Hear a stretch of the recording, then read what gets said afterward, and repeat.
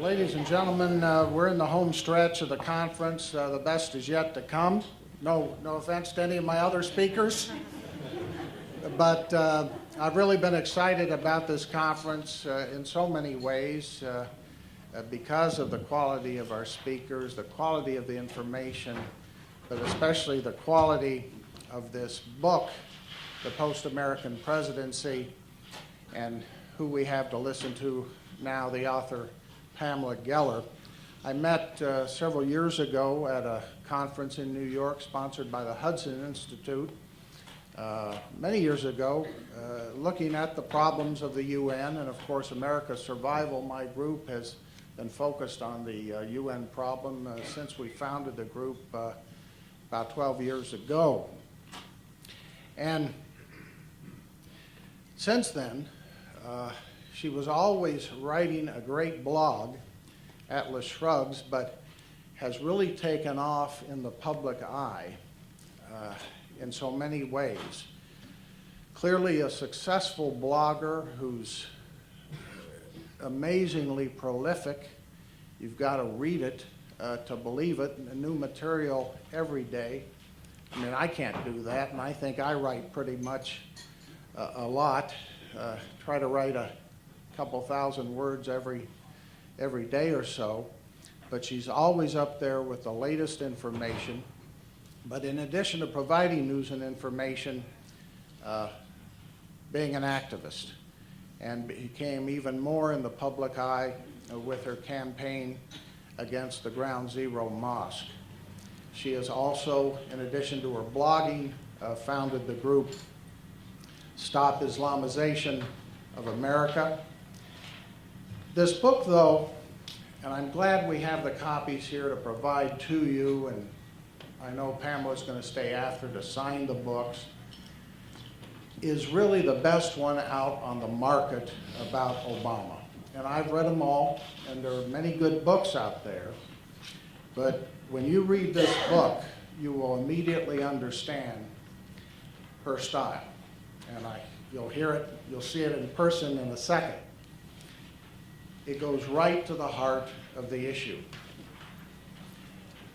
Doesn't beat around the bush, doesn't make excuses for the president. Look at the subtitle, The Obama Administration's War on America. And of course, when I was considering doing this conference on Al Jazeera, I thought, we need somebody like Pamela Geller, who's very critical and opposed to the Islamization of America, and who will recognize and does recognize that Al Jazeera is a big part of it. So many people seem to think we can fight this threat by ignoring the propaganda channel and the war of the airwaves, the war of news and information, and we can't, especially when Al Jazeera is inside the United States and pushing at this particular moment, ladies and gentlemen, for carriage, not only on the public TV stations we heard about earlier, but on the big cable and satellite systems, especially Comcast. If you go to our website, usasurvival.org, you will be able to get all of the documents that we've provided to you today, except for the book. And that includes a letter to Comcast CEO Brian Roberts warning him about what happens if he goes ahead under pressure from Al Jazeera and its media lackeys in expanding distribution of this channel in the United States. I'm so happy that Pamela has joined us today and is a part of this effort. Let me give you a little bit more about her work, because she is so prolific. I mean, in preparation for this conference, she was not only posting on her blogs, I saw a piece on the Daily Caller, but she also writes for Andrew Breitbart's websites, Big Government, Big Journalism, and all the rest. Her role as an activist in making a difference, getting national publicity on such shows as 60 Minutes in opposition to the Ground Zero Mosque, have earned her the Annie Taylor Award in Courage presented by the David Horowitz Freedom Center. And she's broken some amazing stories on her blog about foreign funding of the Obama campaign coming from guess where. And also I was interested to find out last night when we were having dinner that she's the first blogger who actually posted an analysis, a critical analysis of the president's birth certificate. It's not a birth certificate, it's a certification of birth, of live birth, whatever is the name they put up there for it. And I know that runs the risk for our friends from Media Matters and other such groups in labeling Pamela and others as birthers. But let me tell you, there's nothing wrong with questioning official documents from the President of the United States when they're not so official under scrutiny. One of the things I did later on was dig up a copy of my own birth certificate. And I put it online through Accuracy in Media. And I compared it to the President's certification of live birth, and lo and behold, my birth certificate actually had information on there about my doctor, the doctor who delivered me, my name of my hospital, even had my father's occupation, working as he did for many, many years at Owens Corning Fiberglass. And you compare that to the President's birth certificate or certification of live birth, and you find the President's document doesn't have a lot of that information, does it? No hospital, no attending physician. So questions about that are and continue to be legitimate, as even Donald Trump has been talking about. So Pamela raises those issues. She comes under attack for it. They're after her big time, and she's here to talk to us today. Pamela Geller.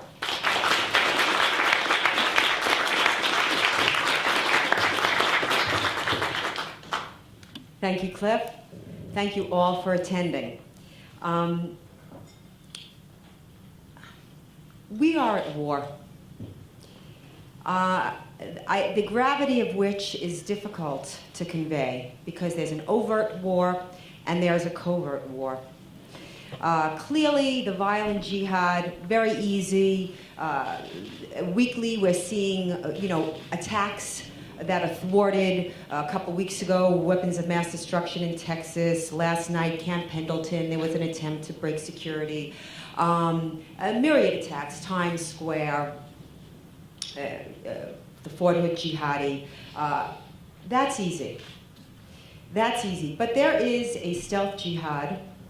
There's an academic jihad, as very well articulated by Lee Kaplan.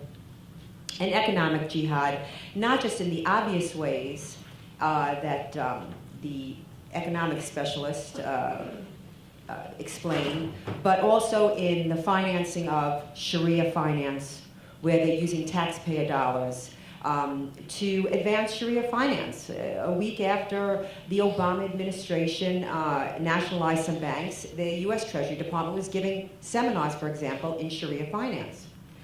People say, so what's the big deal? Well, the big deal is I don't want my taxpayer dollars being used to finance A, Islamic funding, which has to be halal. That means 10% has to go to zakat, which funds jihad. It has to, there's a prohibition on pork, there's a prohibition on tobacco, there's a prohibition on certain forms of entertainment. I don't want my taxpayer dollars going to bankrupt whole American sectors. But the most powerful and lethal weapon in this war now is the information war. In the war of ideas. The war is in the information battle space, and Al Jazeera is the most potent weapon. It is unthinkable that this outlet could be making its way into the United States. And while the left in media may say it's not a big deal, or you see the big names that go to their dinners, what are you saying? That you're not taking sides? I just want to understand, what are you saying? That there is a movement, a global movement, not a conspiracy theory, a conspiracy fact, the global jihad, there's conspiracy theory and conspiracy fact, that is vowed to destroy our civilization, and you're not taking sides? That's taking a side. That's taking a side against us. It's interesting to me that Islamic propaganda mouthpieces, like Al Jazeera, are lauded, revered, respected, and anyone on the other side that speaks candidly and frankly about Islamic Jihad is marginally destroyed. This is, by the way, the Sharia. Does the media know that they're enforcing the Sharia? Are they consciously doing it? You know what? I don't care. I don't care what motive is. I care about action. People say, oh, you think Muhammad's a Muslim. No, I don't care. My question is, if he was or he wasn't, what would he be doing differently? This is what I care about. So the media is enforcing blasphemy laws. Blasphemy in Islam is you cannot defame Islam, you cannot slander Islam, even if it's true. Look at Geert Wilders, a friend and colleague of mine in Holland, third in line, third largest party in Holland, made a small film, 15-minute film called Fitna, basically showing the terrorist attacks and the hadith that inspired them, or surah. And he's on trial for hate speech. And the Dutch criminal court said, it doesn't matter if you're telling the truth. What matters is it's against the law. That's Sharia. And so the Western media, when they won't run the Danish cartoons, they wouldn't run them. Now, you saw them. They were fairly innocuous cartoons. So what? That's self-enforcing Sharia. Here, there was the South Park producers were threatened with death because they actually dared say the word Muhammad, which, by the way, Comedy Central bleeped out. And they put Muhammad in a Huggy Bear costume because you can't show Muhammad. So they were threatened with death. So some innocuous and unknown cartoonist in Seattle said, well, let's everybody draw Muhammad Day. Like, they can't kill us all. She had no idea what she was walking into. She recanted in 24 hours. Didn't matter. Not only did it matter, not only was there a fatwa placed on her head, but the FBI said she had to go into witness protection. Her name is Molly Norris. How many people in this audience know who Molly Norris is? Wow, I'm impressed. Usually I get no hands. She should be the poster girl for free speech in America. But again, this speaks to the advance of Islamic supremacism. This is Islamic supremacism. I had to sue Detroit to get my buses up, my freedom buses up. I was running buses in cities. I was covering the Rivka Barry trial. I had gone to Florida because the parents that had threatened to kill her were trying to get her back into the fatal household. And I was in Florida, and I saw these buses proselytizing for Islam.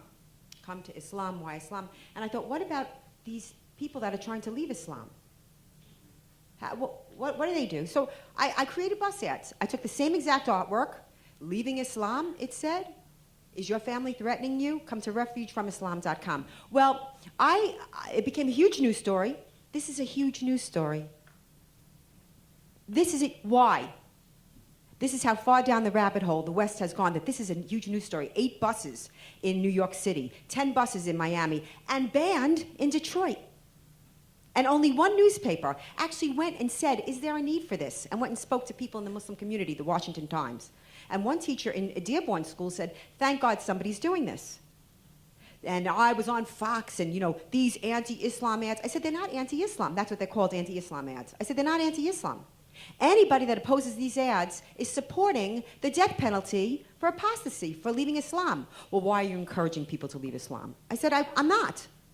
It says leaving Islam, exclamation point. Not leaving, a question mark. Not exclamation point.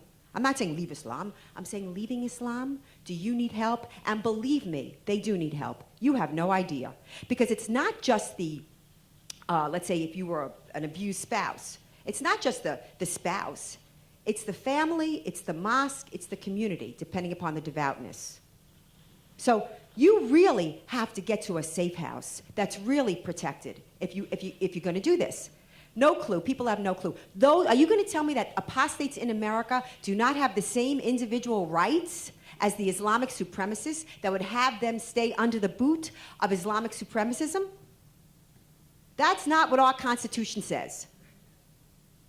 So yesterday, I'm proud to report that we won our lawsuit in Detroit.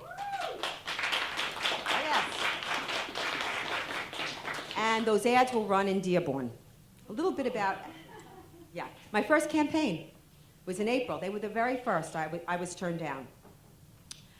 The issue of the expansion of Al Jazeera in the United States can only be likened to the expansion of Goebbels, a minister of propaganda at the time of World War II. No organization has done as much damage to spread hate and lies and incitement as Al Jazeera. Al Jazeera is the leading terrorist propaganda organization in the world. Jihad mastermind Anwar al-Awlaki has praised Al Jazeera, and several years ago, and I want to say something about Anwar al-Awlaki, if I may. Anwar al-Awlaki was the go-to imam for the New York Times and the Washington Post and all the major media news outlets right after 9/11. At the same time, he was the spiritual guide and advisor to a number of 9/11 Muslim terrorists. This is a very important point because you never saw the New York Times ever say, you know, there's more at work here than meets the eye. You don't even have to say we were taken. But you could say, we did not understand the threat. No, no, no, no, no. They just keep moving on like nothing happened. So here was an imam who was the leading media voice for Islam while guiding not just the 9/11 Muslim terrorists, but the Fort Hood jihadi. Now, you know we've been infiltrated when the Pentagon, the DOD, cannot, in its investigation of the Fort Hood jihad, bring themselves to speak to religious motivation.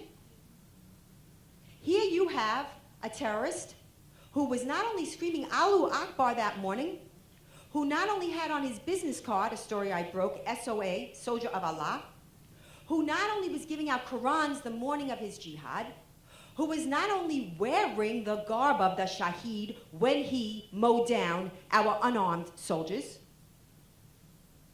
Anwar al-Awlaki was his imam. What is being done to address this in the United States? There have been 18,000 Islamic attacks since 9/11, each one with the imprimatur of a Muslim cleric. What is being done? Except to attack people like me for pointing this out. Really, why aren't the Islamic supremacists attacking the extremists? Why are we getting attacked? Why Robert Spencer, Wafa Sultan, Ibn Warq, why do we get attacked? Oh, you're anti-Muslim. No, I'm counter-jihad. I don't care if you worship a stone. Just don't stone me with it. That's it. That's my line in the sand. Okay, let's talk about Al Jazeera. It's very, very scary. And you are the soldiers. You are the foot soldiers in this war. You must understand this. No one is going to save you. You have to save yourself. If it means contacting Peter King's office, first of all, each one of you is a small media organization. Every single one of you. You have email lists, you belong to groups, maybe you play mahjong. I don't care. Each one is a tentacle to a larger group, and there's a ripple effect. Look, the Ground Zero Mosque was announced in December 2009. You did not hear anything about it until June 2010.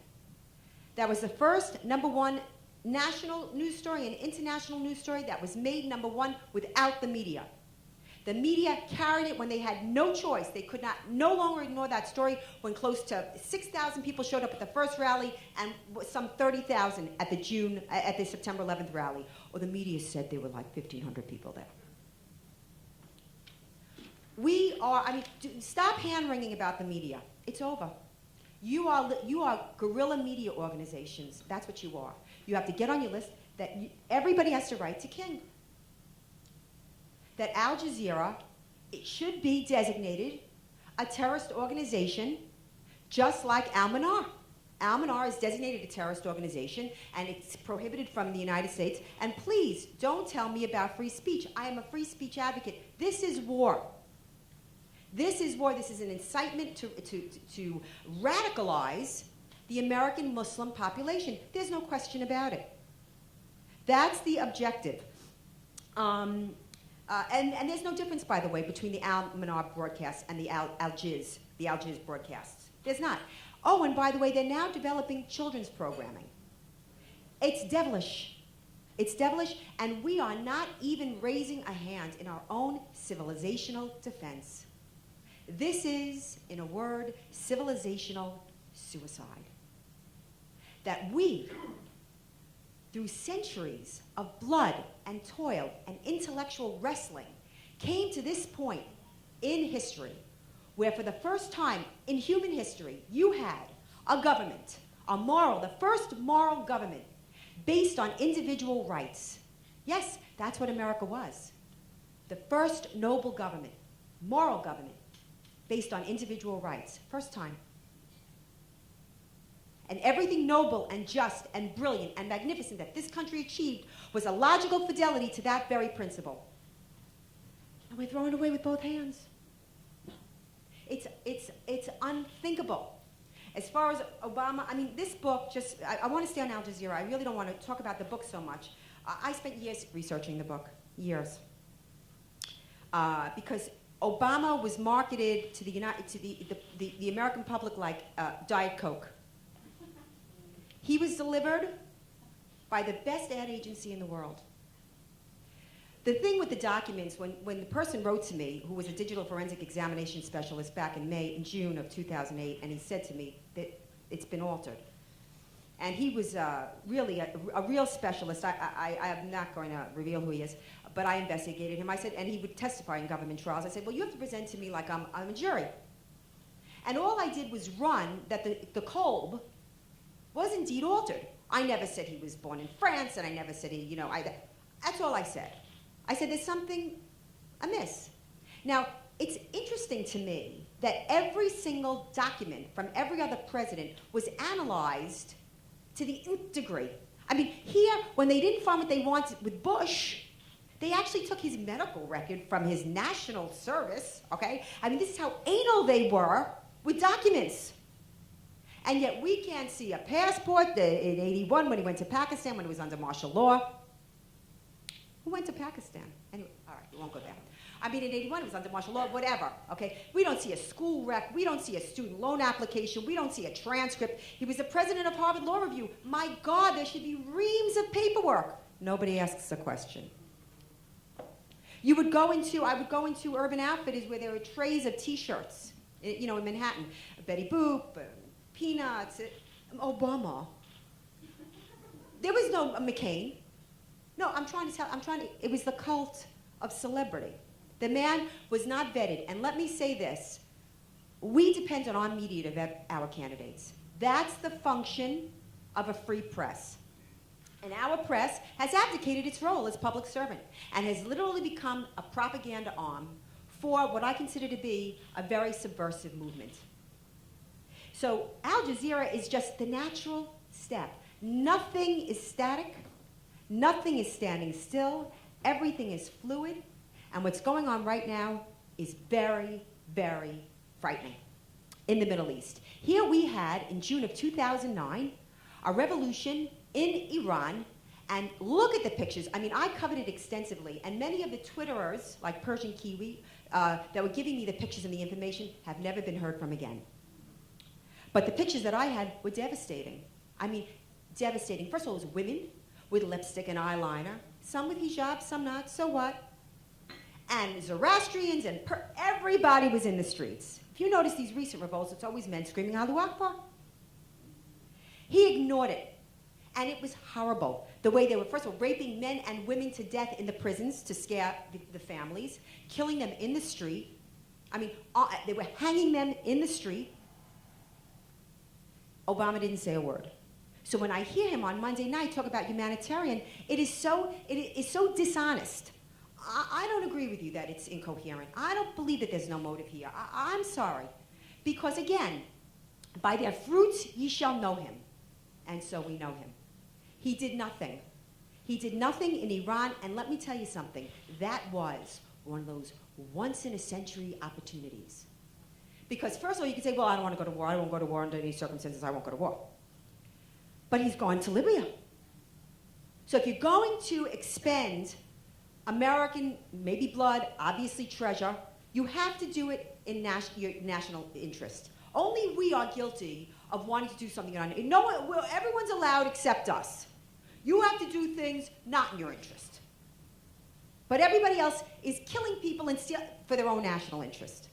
So he ignored Iran. Now, Iran is the head of the snake. Iran is the head of the snake in Iraq. You know, funding and agitating in Iraq when we were there under Bush and subsequently. In Bahrain, you have a Sunni government, a Shia population. They're making the trouble there. They were aligned with Muslim Brotherhood in Egypt. I mean, you will notice that these revolts are in US allied Muslim countries. And while I may not love the puppet that many times the United States supports, okay? Yeah, he's our puppet. And the alternative is much worse. Now, I would like to live in a perfect world with perfect people and perfect outcomes. There's no such thing. What are we doing in Libya? What are we doing in Libya? I'm asking you. And then last night, for the Obama administration to say, listen, we told the rebels you're not allowed to kill any civilians. No side is allowed to kill civilians. First of all, who's a civilian? I am not advocating for killing civilians. This is war. What do we think this is? So I was deeply troubled by what shaped him. The early parts of my book, of course, I do go into his background. I think it is seminal to understanding his worldview. Yes, I think it matters that not only was his father born a Muslim, his stepfather was a Muslim. He was raised in a Muslim country from the ages of 6 to 12. He took Quranic classes. He took Islam. I think that's germane to his worldview and the reason why he's so Islamophilic. He is. Who redirects the National Aeronautic Space Agency? Cuts the Challenger, cuts space programs, and tells them to redirect their efforts to the Muslim world. What, so they could sharpen better blades? They don't want sharp blades. They like to make the beheadings very painful. Today, 8 people, 8 UN employees. UN employees, this is important, are slaughtered in Afghanistan because of the Quran. The Quran was burned somewhere. They desecrate Bibles. They don't allow Bibles in Malaysia. I don't even have to go into this. I'm a free speech advocate. I don't like Quran burning. I don't believe in burning books, okay? I don't. But who cares? Who died and made the Quran, the holy book, that I should care about the Quran? Oh, the Quran, the Bible, the Quran. Oh, why? Why? This is what I'm saying about the West. The West has made, don't do that. You know, you can put Jesus Christ in a glass of urine and say it's art. This is art. Now, wait a minute, it's art. But they kill 8 UN employees and behead 2 of them because a Quran was burned. And let me tell you something. They will blame the Quran burner. I do not blame the Quran. You couldn't get me to behead somebody. I don't care if you burned my best Chanel couture. Yeah, maybe that's my religion. I want the same respect. I want mutual respect and mutual reciprocity. But I do. Equal rights, individual rights. Why is mine worth less?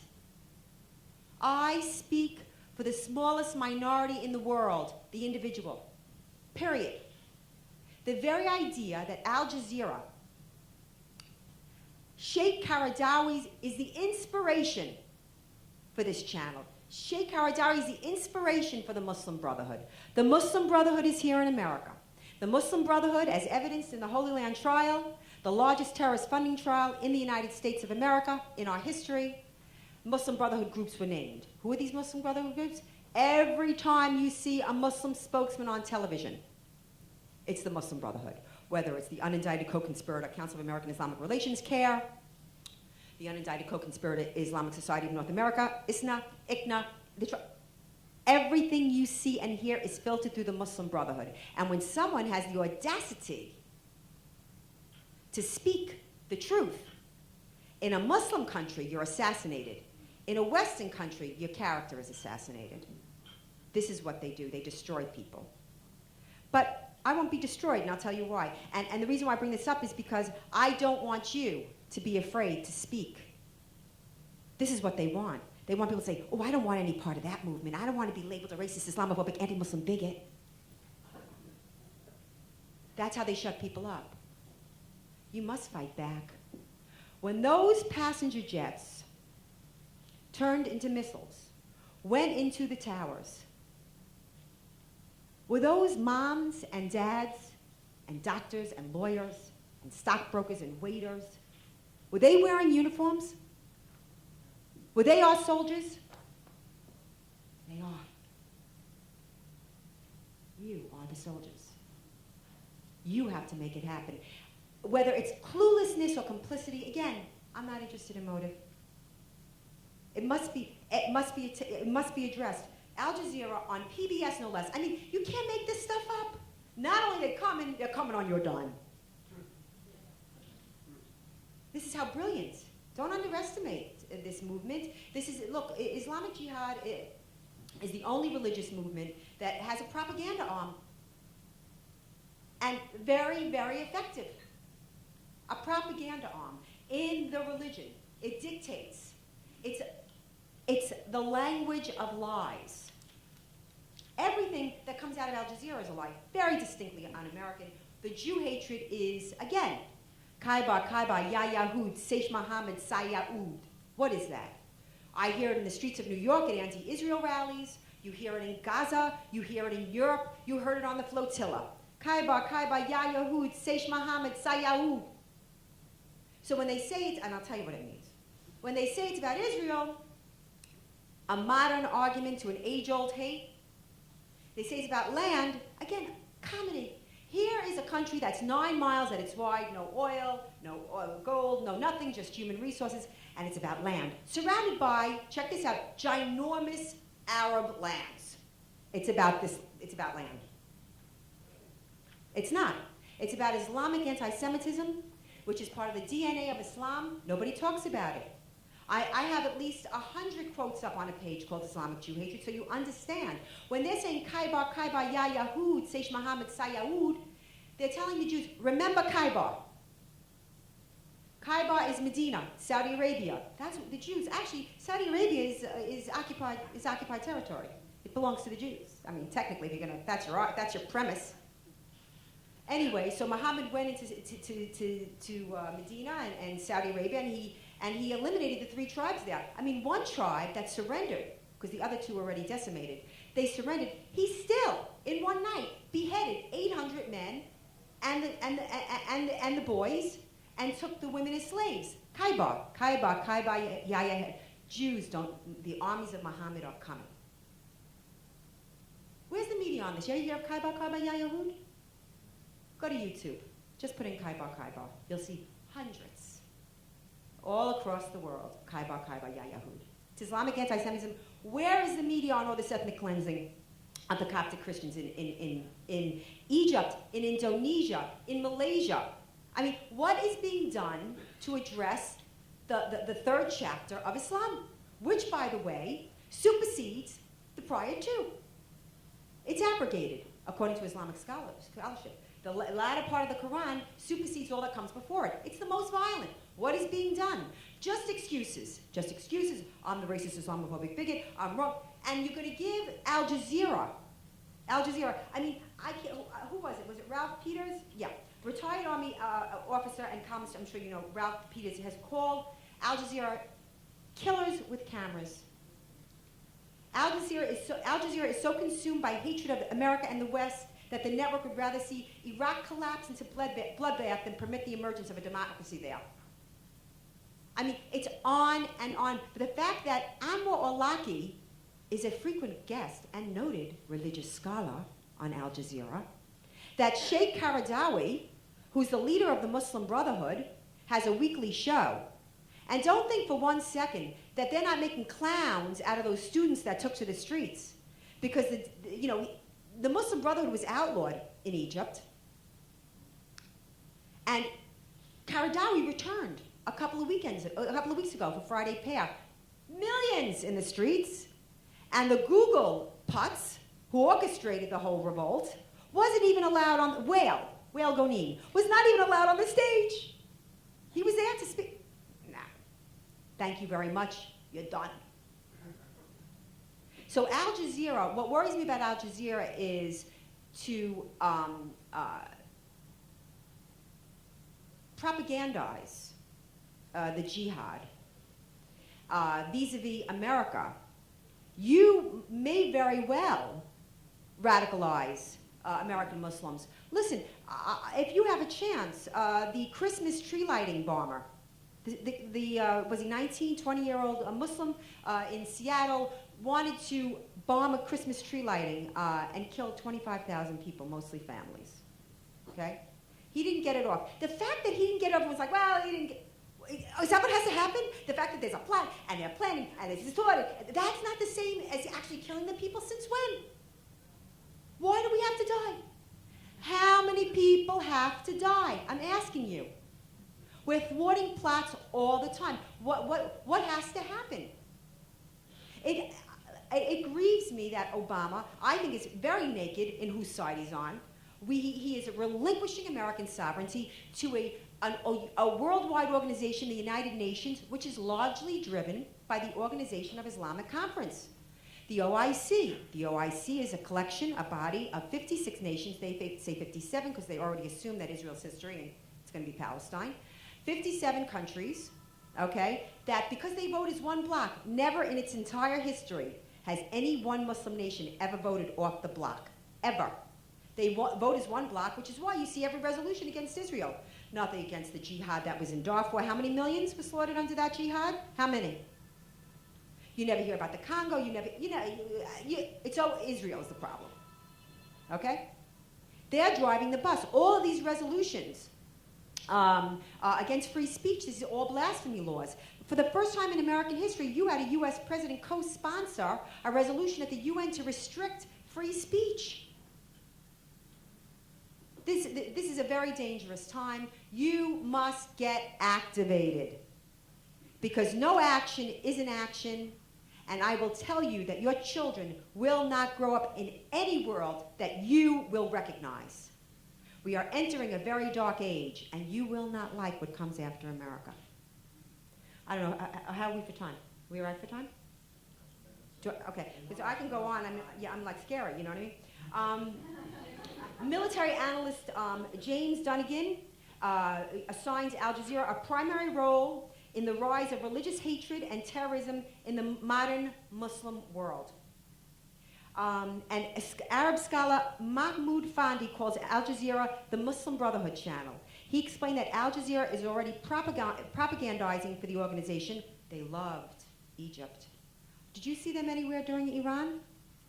If you want to see Iran, I have about 160 posts devoted just to Iran, the revolution. Some of the pictures are very, very graphic. I'm sorry, you have to see it. Enough with this nonsense. I have to tell you that when Israel released the family photos of the Fogel family, I had arguments with them. They, it's sacrilege. You can't do that. You can't, it has to be respect for the dead. So whenever there was a terrorist attack, the cleanup, it was 10 minutes. It was like unbelievable, and it's like it doesn't exist. Meanwhile, over there in Gaza, they'll take a kid and trot him around to different places and take different pictures and pose him and this and that. And you don't even know how the kid died, but of course the Jews did it. But this is what I'm trying to say. It is a propaganda war. It's a propaganda war. And when I went to cover the war in the summer of 2006 in Israel, I happened to be in the same building as some of the people from the Bush administration, and Karen Hughes could not leave her television set. CNN International and Al Jazeera, oh my God, look what they're doing. No, you look leave the hotel and go look at what they're doing. It was unbelievable. But if you lose the propaganda war, you lose the war. Because all the bullets and the bombs and the bloodshed come as a result of what happens in this war. And we are not even putting up a fight. We're just not.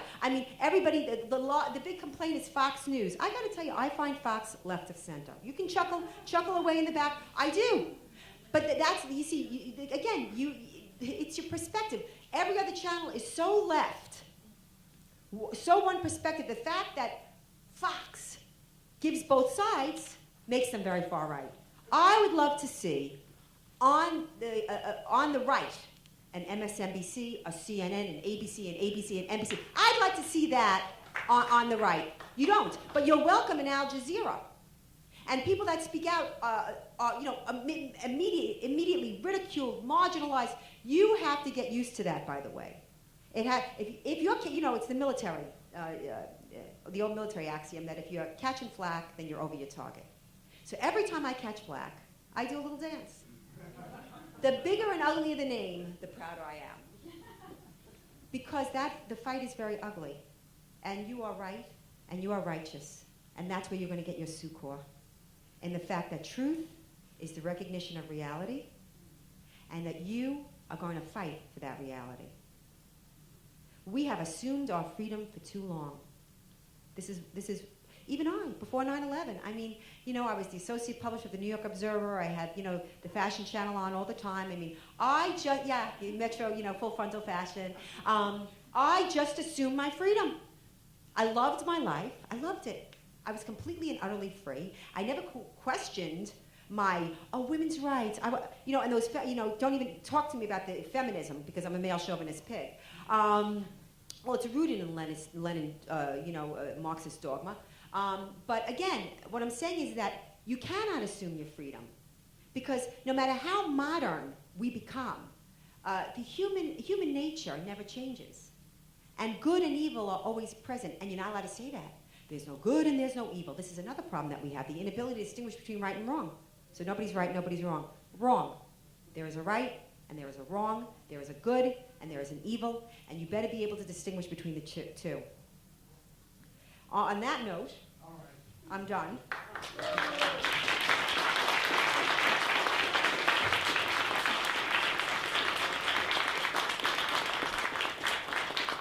All right, ladies and gentlemen, we're going to end it there and set Pamela up with an autograph signing for her books, so you can take your books right out.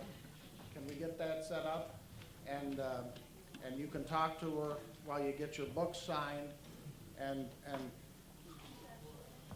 well, we're running out of time is the problem, but I want to make sure everybody gets their books signed, because I mean, this is a great note, frankly, to end on, an inspiring talk from somebody who's forceful, who's in the front lines, and who has, believe you me, been taking a lot of attacks. There's some things you can do quickly to help us. America's survival, we need your support. Call, write Congressman Peter King. Support him, ask him to go further. Yeah. There's much more that can be done. Don't criticize necessarily, offer constructive criticism that we need to get busy, we need to act more quickly. Al Jazeera should be under the microscope before it does too much more damage and inspires more homegrown cases of jihadism and more American lives are lost. Thank you so much for coming. We appreciate it.